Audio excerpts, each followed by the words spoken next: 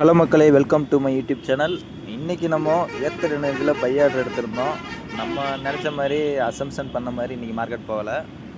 இன்றைக்கி பார்த்திங்கன்னா ஃபுல்லாகவே மார்க்கெட் வந்து டவுன் ஆயிடுச்சு. ஒரு 250 வரைக்கும் மைனஸ் போணுச்சு.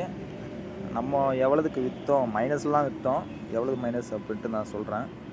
ஆனால் மார்க்கெட் நல்ல ஒரு கிராஃப் கிடச்சிருக்கு நம்மளுக்கு. நம்ம செல் ஆர்டர் போட்டிருந்தோம் அப்படின்னா இன்றைக்கி அந்த 250ங்கிறது நம்மளுக்கு வந்துட்டு ப்ராஃபிட்டில் வந்திருக்கும். ஓகே, இன்றைக்கி நாளானது நம்மளுக்கு இல்லைன்னு தெரிஞ்சு போச்சு.